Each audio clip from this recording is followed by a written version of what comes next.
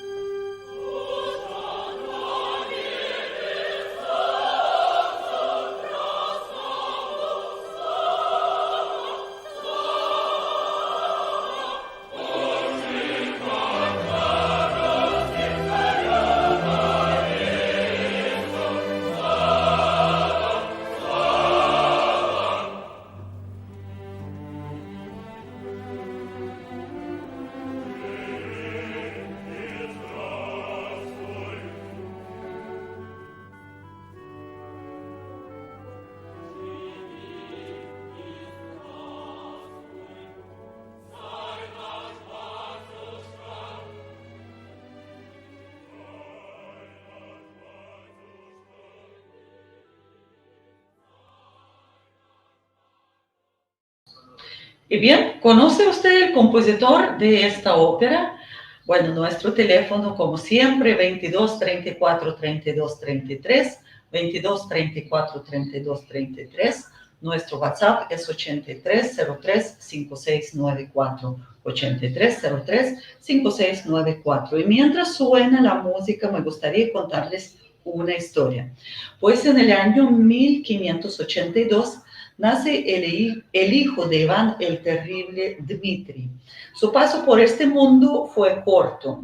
Ha vivido solamente 9 años. Pero su deceso es enigmático. Algunos historiadores opinan que Dmitri fue asesinado por Boris Godunov, que subió al trono. Otros dicen que Dmitri se apuñaló a sí mismo en la garganta durante una convulsión epiléptica mientras jugaba con un cuchillo. Bueno, parece ser que en el siglo XVI los niños jugaban con los cuchillos. Pero bien, bueno, lo que pasó no sabemos exactamente, pero después de la muerte de Iván el Terrible no quedó ningún sucesor al trono. Y de esto se trata la ópera. ¿Conoce usted el compositor de esta ópera? Precisamente la escogimos por el hijo de Iván el Terrible, Dmitri, quien nació un día como hoy, en el año 1582.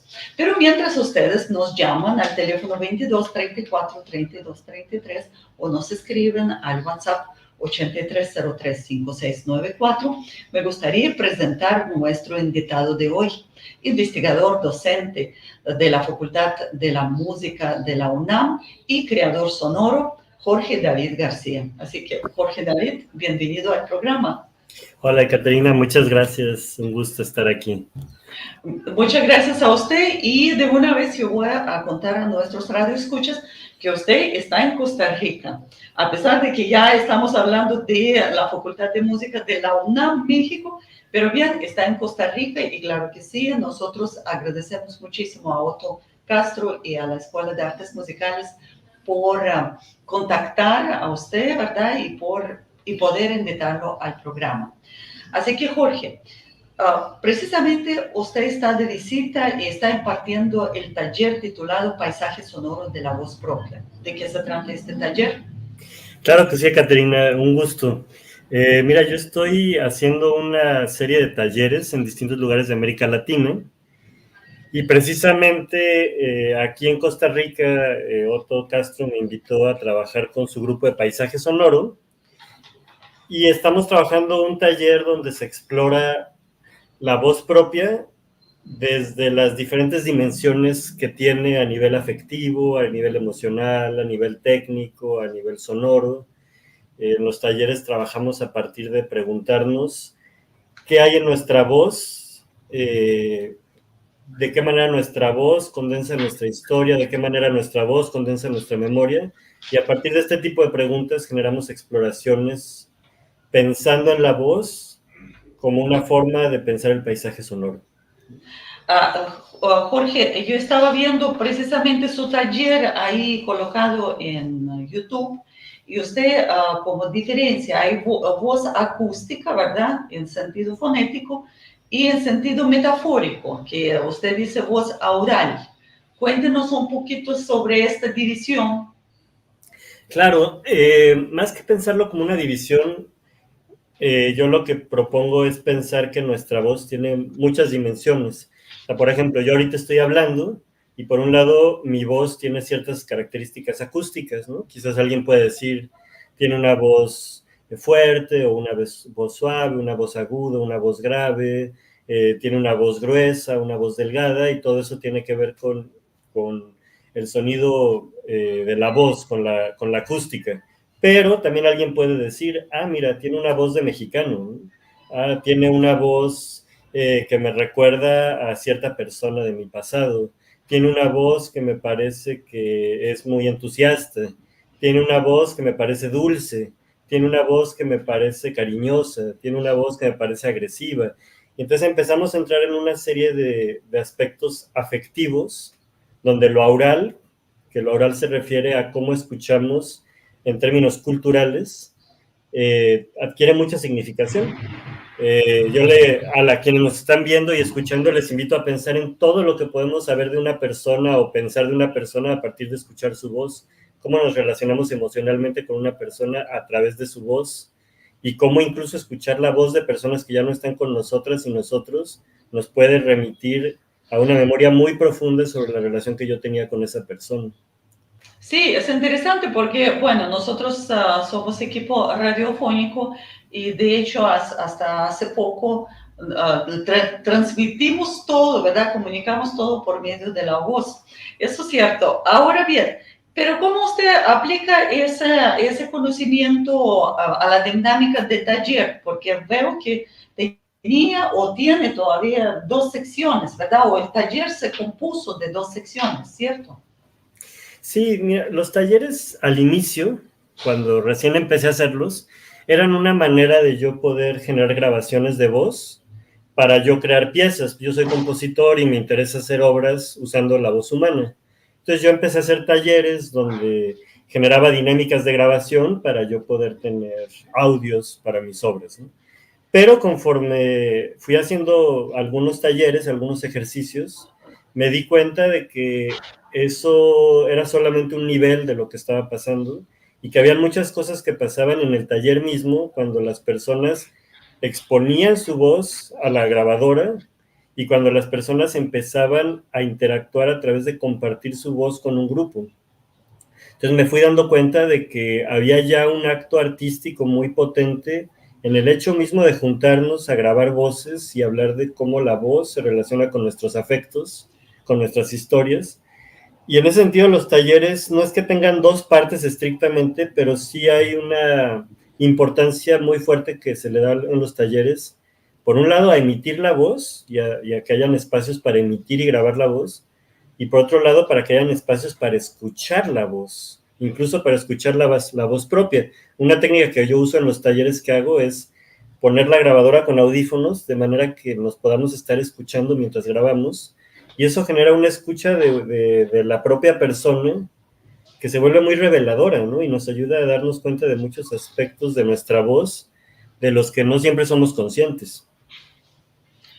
Jorge, ¿y cómo usted encontró a los estudiantes costarricenses en el taller? ¿Cómo son? ¿Son abiertos? ¿Son tímidos? ¿Cómo reaccionaron? Bueno, llevamos una sesión apenas. En realidad, para mí es difícil como poner adjetivos a las personas. Más bien puedo decirte cómo me he sentido yo, ¿no? La verdad es que yo el día de ayer que tuvimos nuestra primera sesión me sentí muy bien, muy recibido. Sentí mucha apertura. Sentí primero incertidumbre, como cierta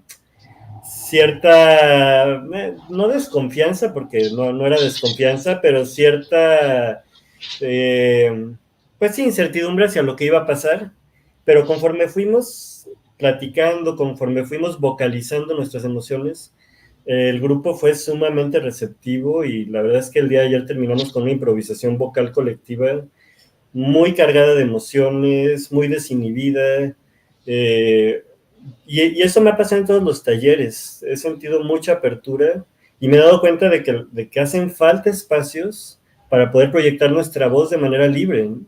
Porque realmente tenemos muy pocos espacios en la vida donde podemos colocar nuestra voz sin estar llenos de restricciones.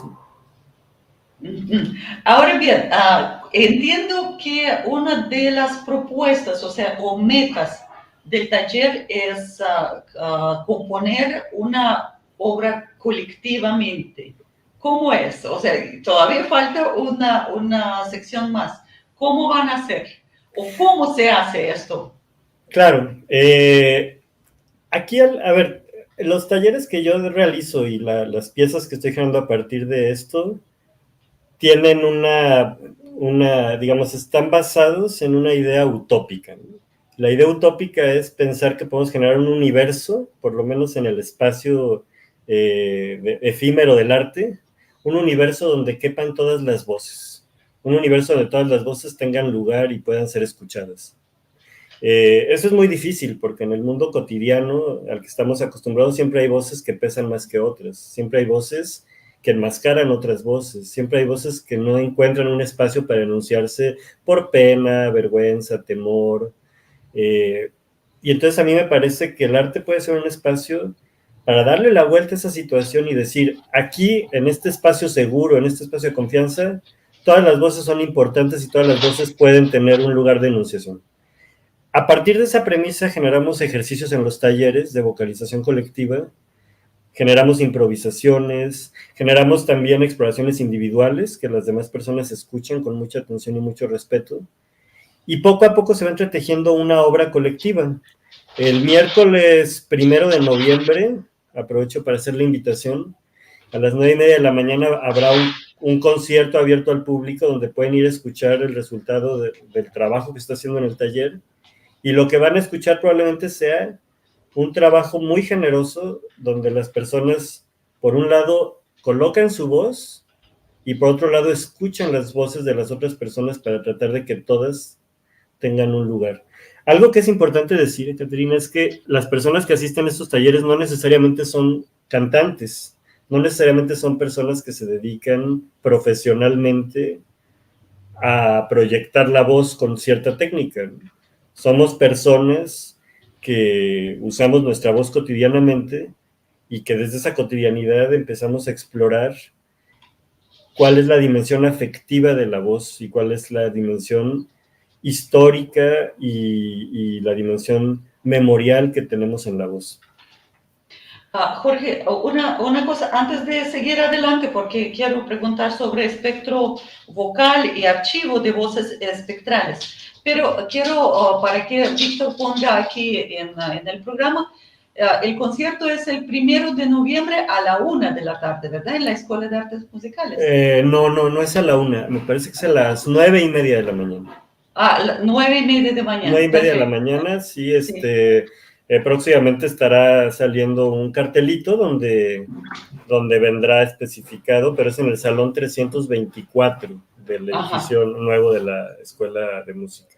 Entonces, el taller va a durar hasta el 1 de noviembre. Así es, son 3 sesiones. Ayer tuvimos la primera, la próxima semana tenemos la segunda y estas sesiones pues son con el grupo específicamente y el 1 de noviembre es la última que vamos a abrir las puertas a cualquier persona que quiera ir a escuchar para que puedan ver el trabajo que se ha estado haciendo.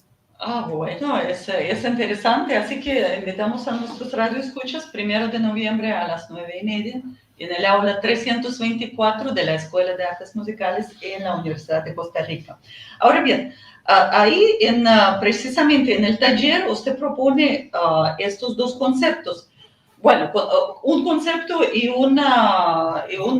no sé, como un resguardo, ¿verdad? El espectro vocal y archivo de voces espectrales. ¿Qué es? ¿Cómo podemos entender esto? Los espectros de la voz o las voces espectrales es un concepto que he estado trabajando desde que empecé estos talleres. Nació con los talleres y a partir de ahí ha adquirido cada vez más protagonismo. ¿A qué se refiere el espectro de la voz? Bueno, por una parte, se refiere a la gama de posibilidades y de capas que tienen la voz humana. O sea, capas sonoras. O sea, cuando yo hablo, tengo un determinado tono de voz, tengo un determinado timbre de voz. Yo no hablo igual a vos y tampoco hablo igual a Víctor, que nos está apoyando en la parte técnica. Todas y todos hablamos distinto y eso es porque la composición sonora de nuestra voz es diferente. Pero además, cada voz no solamente tiene una sonoridad distinta, sino que tiene una serie de capas discursivas distintas. Por ejemplo, yo hablo de cierta manera, decía hace ratito, por el hecho de ser extranjero aquí en Costa Rica, pero hablo también de distinta manera por el hecho de que mi voz probablemente la gente la asocia a una voz, entre comillas, masculina. Digo entre comillas porque esto siempre son barreras que se pueden traspasar y estereotipos sociales que no siempre se cumplen, pero de entrada hay una expectativa. Y si yo llego y dicto una clase con mis estudiantes de México, mi voz además está cargada de la autoridad y la jerarquía del profesor. Y si yo llego y hablo con mi pareja, entonces mi voz está cargada con un afecto y una capa afectiva que tiene que ver con la relación de pareja que tengo con una persona, o con mi madre, o con mis hermanos y hermanas. Entonces todas esas capas discursivas, sonoras de la voz, forman un espectro. Eso es una parte. Y la otra parte tiene que ver con una dimensión del espectro, entendiéndolo como un fantasma. Todas las voces tienen fantasmas, ¿no? Por ejemplo, la voz que puede tener, imaginemos que escuchamos la grabación de una persona muy querida que ya no está con nosotras y nosotros, sea porque falleció o porque se fue del país o porque se terminó una relación. Yo escucho esa grabación y esa grabación despierta fantasmas, despierta memorias, despierta huellas en mi experiencia. Entonces el espectro a mí me interesa explorarlo desde estas dos dimensiones, la dimensión de las capas discursivas y sonoras y la dimensión de los fantasmas que habitan la voz, ¿no? A partir de estas dos nociones es que se trabajan los ejercicios que hacemos en el taller. Luego, respecto al archivo de voces espectrales, el archivo de voces espectrales ha sido una plataforma que surgió en los talleres. Yo no la había planeado, sino que se fue dando conforme fui haciendo varios talleres.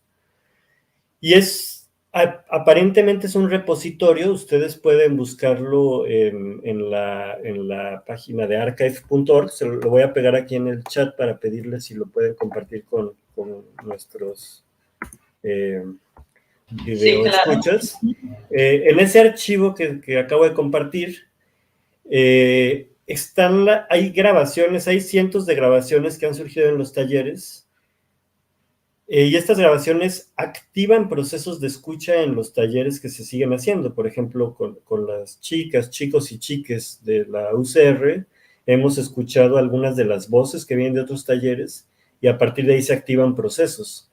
Entonces, a mí me gustó llamar este archivo Aves, que es Archivo de Voces Espectrales, porque también es una metáfora de los pájaros, que los pájaros son bandadas o parvadas de aves individuales que cuando se juntan hacen figuras, cuando se juntan generan vuelos colectivos, y la voz humana es así. Yo puedo decir algo, pero si estoy en una manifestación, somos muchas personas gritando, y si yo estoy en un grupo y estamos teniendo un debate, hay muchas personas debatiendo y eso genera como bandadas o parvadas, y además las aves migran. Entonces nosotros podemos escuchar en el archivo voces que vienen de Argentina, voces que vienen de México.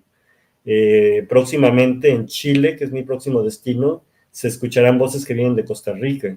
Y esas migraciones hacen que se vayan conectando diferentes vocalidades de diferentes lugares, cargando afectos, memorias, experiencias.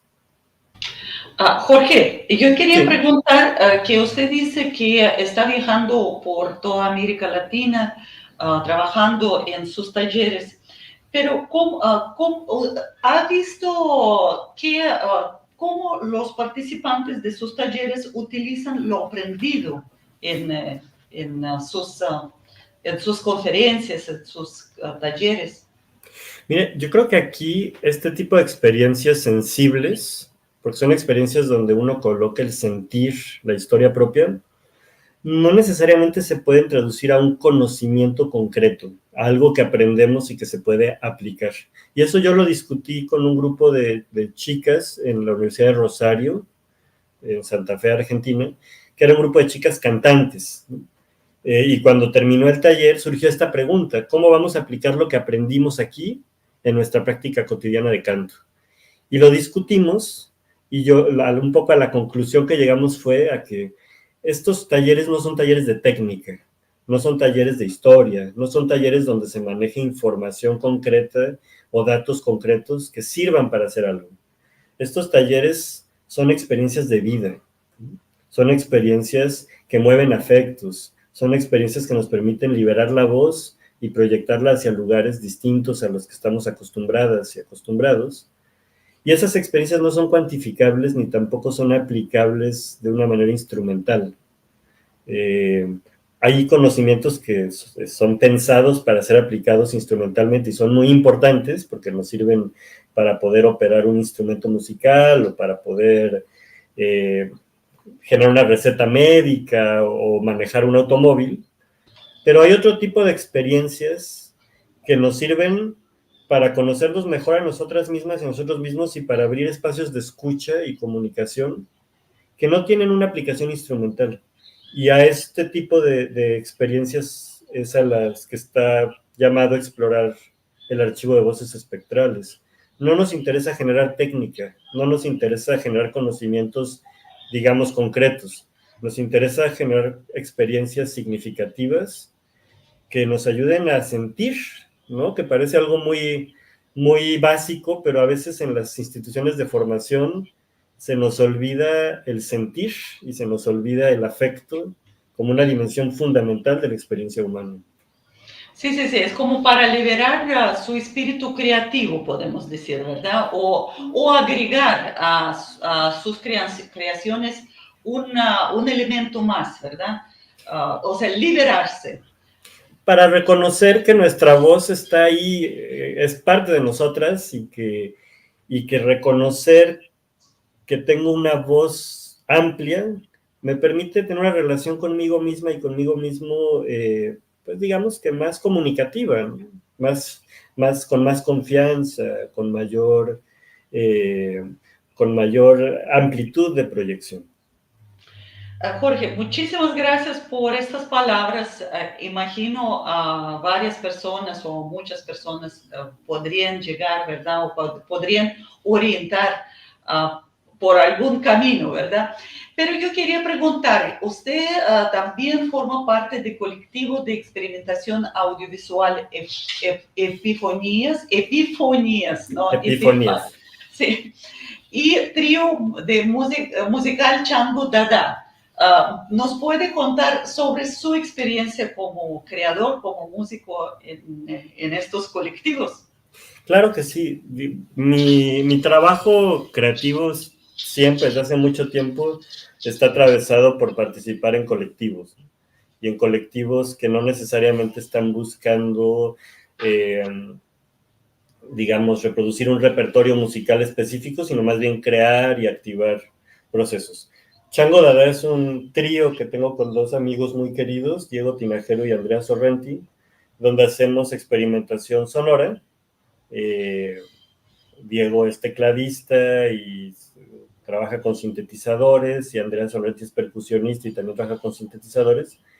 Y yo en ese trío toco clarinete bajo y también sintetizadores. Y bueno, tenemos un par de grabaciones, están ahí disponibles en las redes. De vez en cuando nos juntamos a tocar.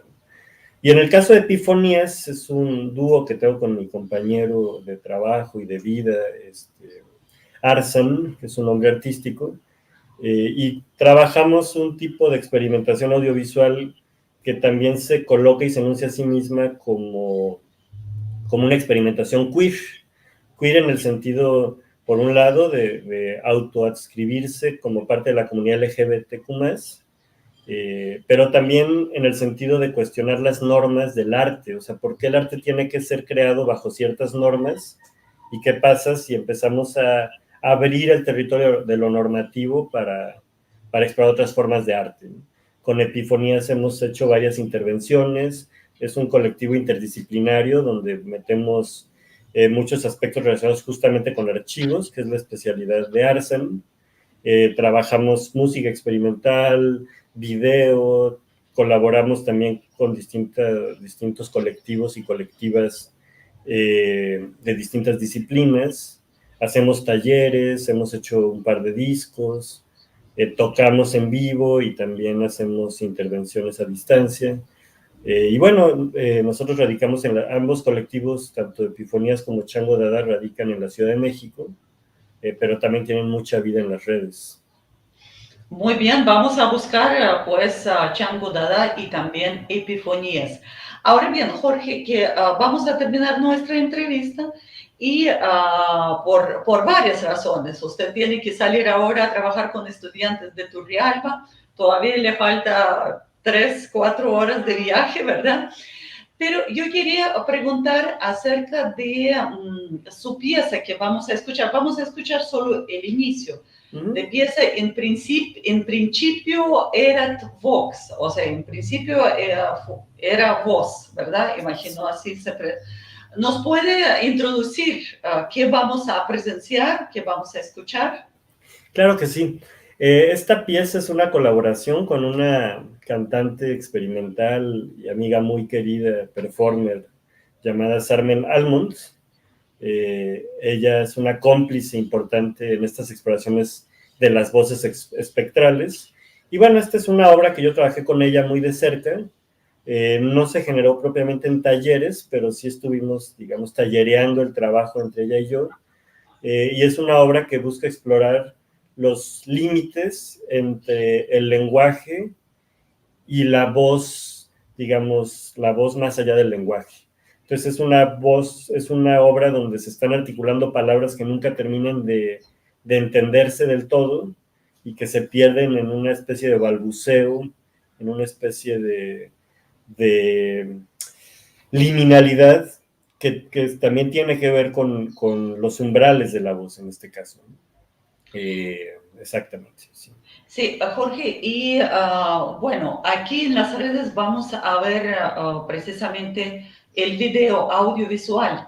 Y yo quería preguntar, ella actúa, ¿verdad? Canta, bueno, entra, digamos, en una creación, en una improvisación, pero hay alrededor muchas personas sentadas. ¿Cómo se produce la comunicación entre la artista y el público? Imagino, ¿es público o son estudiantes? Sí. Cuéntenos un poquito sobre el escenario o la escena.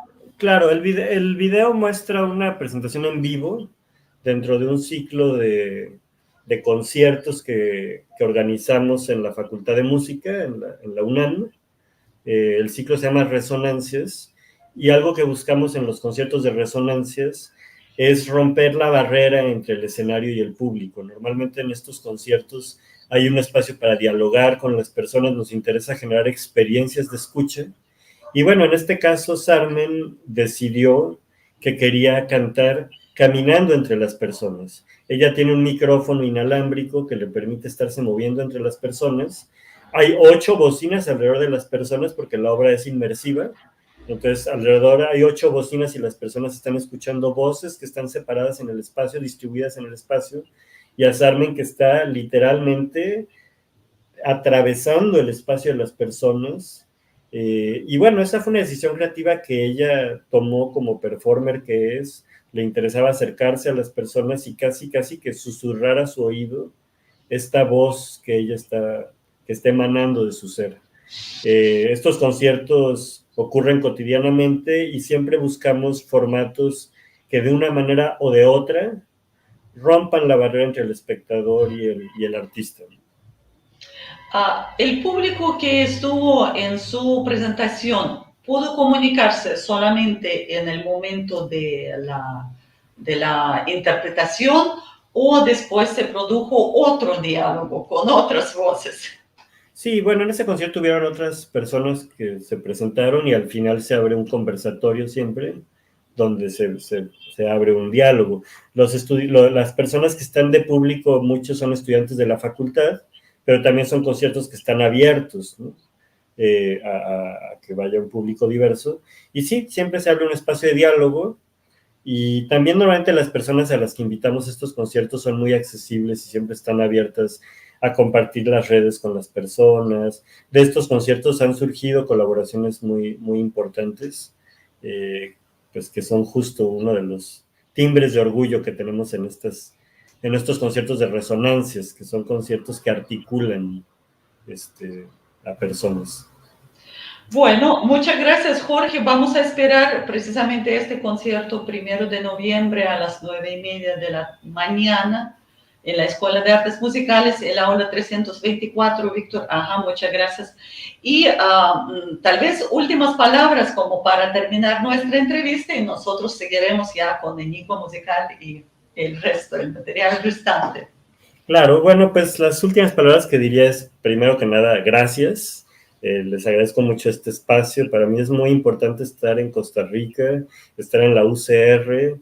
Algo que hemos discutido mucho con Otto Castro es que necesitamos fortalecer las alianzas latinoamericanas. El proyecto de las aves, del Archivo de Voces Espectrales, es un proyecto latinoamericano.